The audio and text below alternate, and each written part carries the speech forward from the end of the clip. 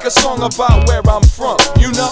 Big up my hometown, my territory, my state, but I couldn't figure out much to brag about. Well, Prince lives here, we got 10,000 lakes, but wait, the women are beautiful, to me they are, and we're not infested with pretentious movie stars, and it hit me, Minnesota is dope, if only simply for not what we have, but what we don't. It's all fair, it ain't out there, it's in there, it's in the mirror, behind the breast, under the hair. Follow the dream, doesn't mean leave the love. Roam if you must, but come home when you've seen enough. I love New York and Cali, but I ain't moving. Too overpopulated, saturated with humans. And I'm not big on rappers, actors, or models. If I had to dip, I'd probably skip to Chicago.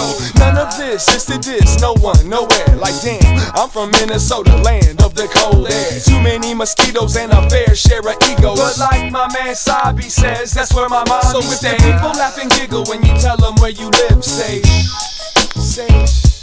and if you know this is where you wanna raise your kids, say. If you're from the Midwest and it doesn't matter where, say. If you can drink tap water and breathe the air, say. Got trees and vegetation in the city I stay. The rent's in the mail, and I can always find a parking space. The women outnumber the men 2-to-1. Got parks and zoos and things to do with my son. The nightlife ain't all that, but that's okay. I don't need to be distracted by the devil every day. And the jobs ain't really too hard to find. In fact, you could have mine if you knew how to rhyme. This is for everyone around the planet that wishes they were from somewhere other than where they standing. Don't take it for granted. Instead, take a look around. Quit complaining and build something on that ground. Plant something on that ground. Dance and sleep on that ground. Get on your hands and knees and watch the ants walk around the ground. Make a family, make magic, make a mess. Take the stress, fuel your motivation, and build your nest. It sucks that you think where I'm from is whack, but as long as that's enough to keep your ass from coming back. And with a smile and a hint of sarcasm, he says, I beg your pardon, but this is my secret garden. Alright. So there you go. Any questions? Alright, I'm just going to take a nap here. So we thought we'd break some ice by just going along. I've always drawn my whole life, you know, drawing everywhere on everything. First piece that, you know, my mom always thought, well, wow, he's going to be an artist. I was 2 and I just filled this entire piece of paper with color, and I kind of look back on this and like, maybe I should go back to that. Self-portrait, age 4.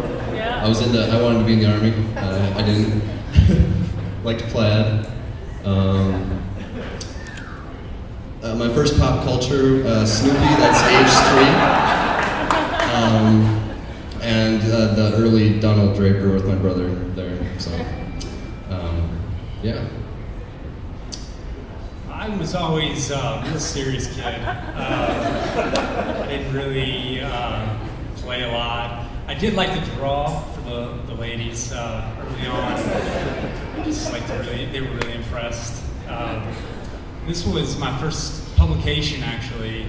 Parents saw a lot of potential in me and asked me to do self-portrait, and submitted it to, yeah, the next slide will, it'll give you a little bit of feel for, you know, it was a little abstract. Are those wings? Maybe, yes. Really, really large feet. Those toes. But I was always creating and drawing, and my dad really encouraged me to scribble on paper, and I was obviously really good at that too. So that kicks it into my school. My alma mater is Murray State, and we're home of the Mullets. And that's where the name came from, Yep. Murray Mullet.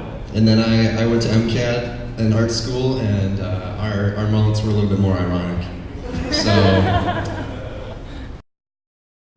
So after school, I started out my career in Louisville, Kentucky, and jumped over to Charlotte and spent a couple of years at both places before heading up to Minneapolis. And that's where I went freelance and met this guy. Oklahoma approved. So my career path, I've been a lot of places in Minneapolis, Carmichael Lynch, Fallon, Mono, Target. When I recently went to Target, my son said, well, aren't you still working for Threadless? And I said, well, yeah, I am. I'm still making stuff, and they all think that I just work for Threadless, which is fun too. But, Mono was really the place that Phil and I first met. Met him at our coffee shop for the first time. So Dave, just a real quick, David was the first person that really let me meet with him. I was contacting everybody, and I was like, hey, I'm in town, I've got cool work, and why don't you look at me? And David was the first person to contact me back, and we sat in the coffee shop, and we just talked about ideas and all this stuff. So they brought me into work, and I did a couple of freelance jobs for Apple. And Apple, that's a really cool client to work for. But, when we took our breaks, we talked about Threadless. He inspired me to keep creating, and likewise, we both inspired. This is actually a photo of me working at Mono the day I found out that I won the 2K10 competition and got an additional print with Mr. T. And it took everything I had not to take my clothes off and run around that place. He did. All right, so yeah, I think. We're what we'd like to do is talk to you all about really connecting. That's kind of the basis of what we wanted to talk to you about, because we as digital artists and regular artists and designers, we tend to want to create stuff that can relate to everybody. Everybody can grasp onto. And so we try and challenge each other to go outside and inspire people and inspire random strangers, inspire people outside the design community, inspire people inside the design community. And these are kind of some examples of how we did that creation. This is an extension of my business work. I didn't get this brief across my desk, but I had an idea to do a yoga business card where you stuck your fingers through and made the legs, and I thought it was awesome. And I just quickly ran out and found a client who was willing to take a risk on my idea. We shot it, we created it, and it's an amazing piece. And that's the kind of stuff that we're constantly trying to do while inside of an agency. This is another piece that wasn't my client. It was a doghouse that was foreclosed on because there was a problem with dogs being left behind in a foreclosed house. So they would take this out there, and it had a flyer that was always updated with the latest dogs that are available. And I got a big heart for animals, and so this meant a lot to me. But we went out after that client because of an idea, and that was the connection we made, and we could constantly make that connection over and over and over again. So at the beginning of this year, I really was inspired by a lot of people that were doing their own projects to make something cool every day. I started it, did it for 6 months, took a little break recently, but just doing pieces like this that I'm inspired by, just watching movies like Super Size Me, and I'm loving fat, is the title for this piece, and this is actually Mr. Jones right there. I told him I had this idea. I wanted to do a hoodie of Pac-Man eating one of the ghosts, and I needed to use a model, so I went over during my break and shot it. I think it was middle of the winter, as was this. This is another Pac-Man piece. So that was what, August, right? Yeah, I think usually the snow is there by August. Pac-Man getting stuck, Pac-Man maze in the snow. Some more Pac-Man pieces. Just wanted to do a suitcase packed like Pac-Man. This is a project that I created that was kind of in line with what he was doing, which was just, let's get out there and do something. I really wanted to connect with strangers, so I kind of created a persona that would hang up flyers everywhere. This one, if you could read it, is lost 8 small strips of paper and don't really know how to get my information out there. So could you please return? I'll leave tape for you to reattach. And this kind of started out this whole series where I was like, I just want to keep making these. This is missing my pet turtle and nunchucks. He appears slow but very dangerous. This one, have you seen him? And honestly, you can't say no anymore. Steve. I lived in the hippie side of town, and they're all just free loving and everything, so I just thought a tree should be giving free hugs out there for the hippies. And this goes on to a series where I was creating hands for these trees, because I just thought they looked like people out there. Phil and I were chatting one day, and he said, I've got this another sign idea. What are you doing over lunch? I'm like, I don't know, nothing much. So he pulled me up. We got out and went out and hung that right over by Minneapolis. Looking to get back to the forest first thing. This is a piece, I just always thought a traffic cone kind of looked like an ice cream cone, and I just wanted to make it look like it just melted in there. And I was up at my parents' house, I saw 4 cones, and I haven't done a piece for today, and I'm like, can I paint one of your cones tan colored and put paper under it? And they're like, yeah, that's all. Minnesota nice. Yeah, sure, you betcha. These are some pieces that were inspired by one of my designs, Burger Betica sandwich. Sorry about that. But you know, there's just something that I really enjoyed about making these pieces, and just using color and Helvetica and just the simple type, just to express visual, representation of sandwiches. Another one, I always wanted to make a pattern of houndstooth using a basset hound. So this takes me into another project that I do, constantly challenging myself to think outside of Threadless and outside of the realm of my specialty. The best of my work is stuff that I'm totally, not qualified to do, basically. I love ironic gifts. I love going over to somebody's house and seeing something and going, oh my God, that's hilarious. Talk to me about it. And giving them that was just amazing. So I started creating, products that, like the sensor towel and the Google front door mat and the My Stash bank and the bang flag is the neck, I skipped ahead. This is called Food in My Beard. I've got a lot of hipster friends that have beards, and they always complain of having food in it. So I decided to make plates out of that concept. Everybody with beards just went like this. Yes. Yeah. I also heard they're itchy. This is the a front door flag for your house. It's just a gun, bang flag. Pretty simple. So this is a series of birdhouses. I just thought it would be really funny to see a bunch of objects that usually get caught up in trees during a tornado. So I called it the Tornado Series Birdhouses. This is actually, there's a pair of Asian eyes in here that in this room right now, Randy. And this is coming out soon. It's the Ninja Sleep Mask. This is another project that took actually a year to create. Probably one of my prouder moments, where a product was actually created out of all these ideas and constant churning.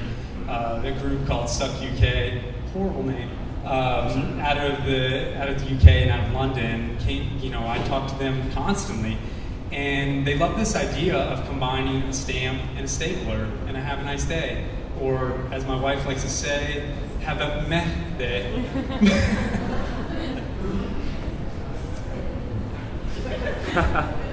You have found your princess in another castle. I always thought it'd be funny if a fortune cookie was opened by Mario, I would say. Practical joke on a little toy soldier, a sign that says "Melt me" on the back. I always thought, I told Phil, good product idea, all dogs should have pop collars. He was right. Another series that I did of just using the hello, my name is, and just illustrating what they are. Top left, Chuck, Joe, Harry, Kanye, Bart, Jason, Candy, John Locke, Rain. Just another really simple idea. I really enjoy doing typographic pieces and then, printing stuff out now and somehow doing something to it three-dimensionally. The paper killed my pet rock.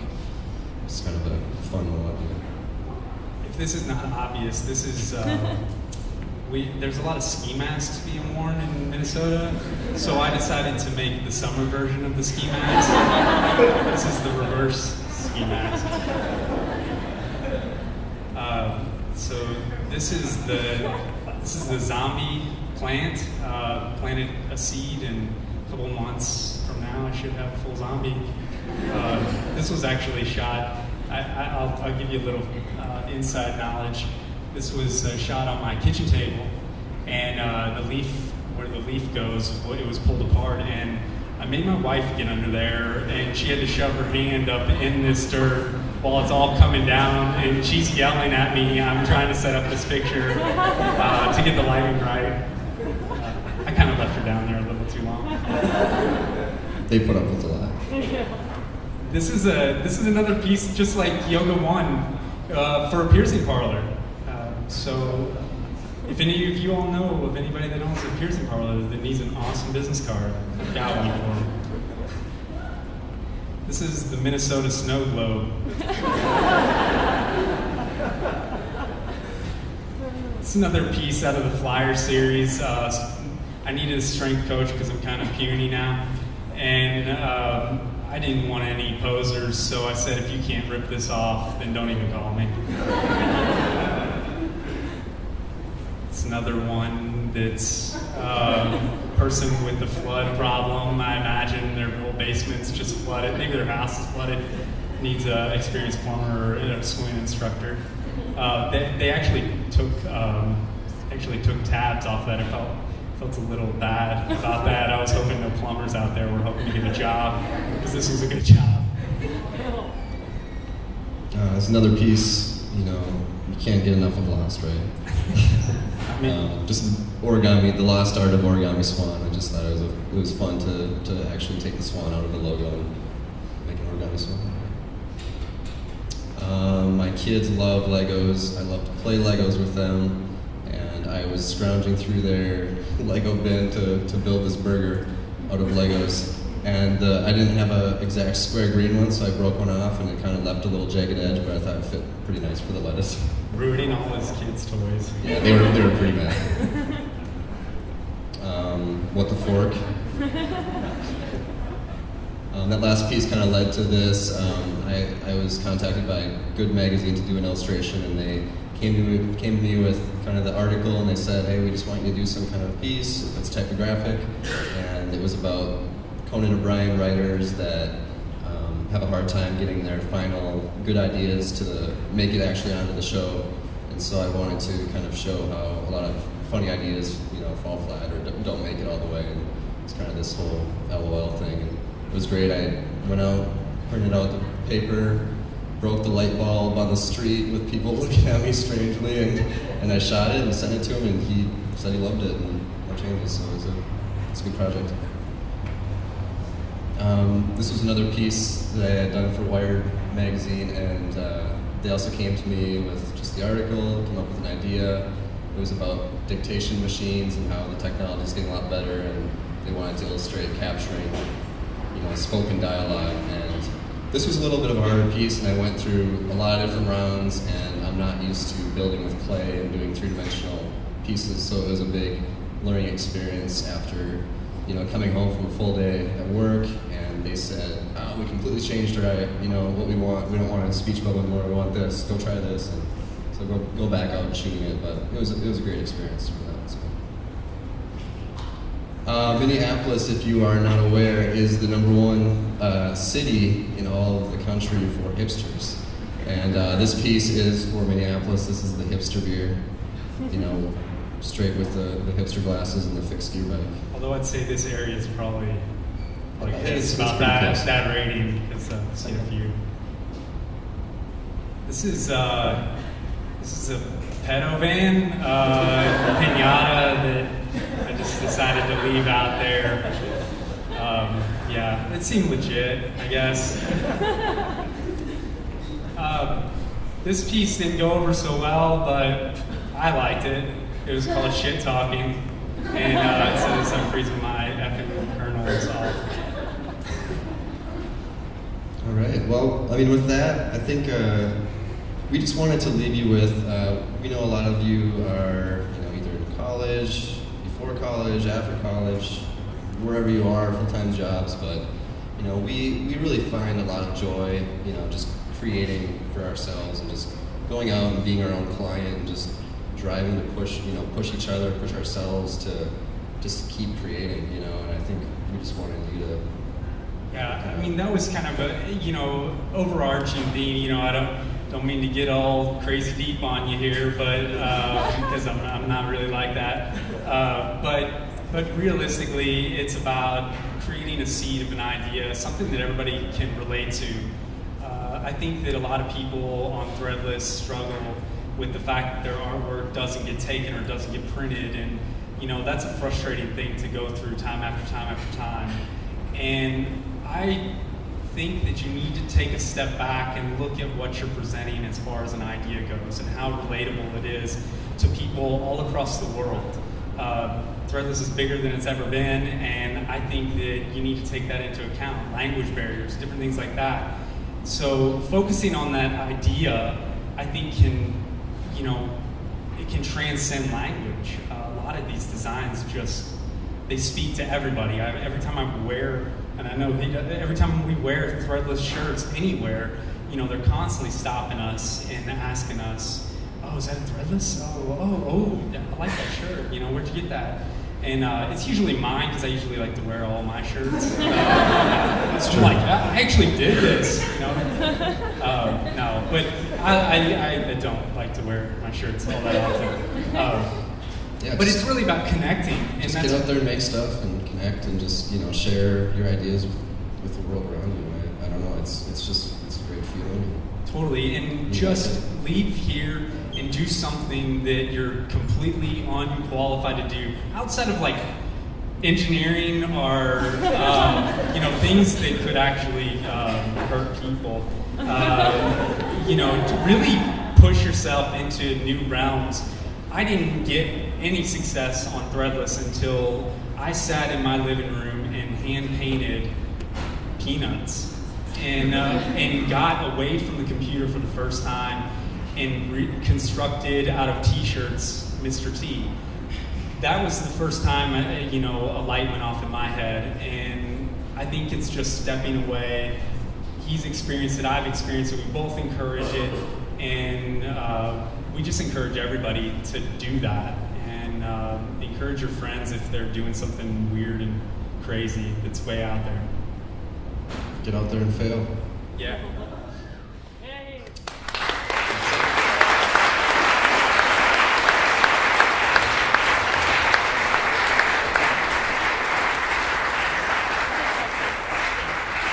Are you guys inspired now? Yeah. So, any questions for these guys? Sorry, it was getting too hot. The fireplace. You guys go through a lot of photographs, a lot of mix, a lot of photography with the t-shirt stuff. Do you have like any techniques that you use to really, I guess, bridge like realism stuff that can actually print it on a t-shirt? Yeah, Phil definitely pushes that more, I think than me, but yeah, I think he definitely, the technology to print on t-shirts is a lot, it's gotten a lot better, everybody kind of knows that, but I mean, when Phil showed me the idea of Mr. T and, like, it's crazy, like you see this genius idea, this t-shirt's building up this, and you wonder how it's going to translate on a shirt, and it looks awesome, and I think you just have to push those bounds as much as you can, and Yeah, I think anybody in the art department here would probably say, do it, try it, because you know what, if it's awesome enough, they're gonna print it. I mean, that's just how they roll. Yeah.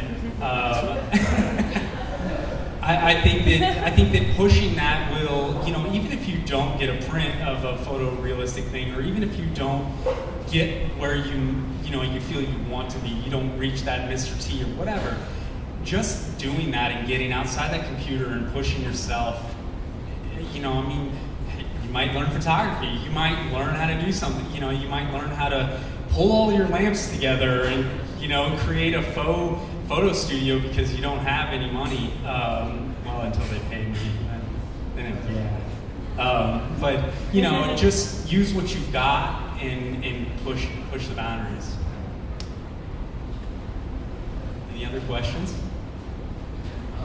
Have the two of you ever thought of making love and creating a super designer? I believe that's why they do that at the fireplace here. And, We've thought about it. I'm not gonna lie. Fireplace, a great environment for you guys, so And take advantage of it. science has really progressed, and we'd actually like to bring in probably some laser bread and some Midge. Yeah, I mean, we've got a lot of people up there to make us superhuman. I don't know, it might take over the world. But thanks for that awesome question. I'm working my whole life to answer that one. any other questions? Answered them all. Thank you guys.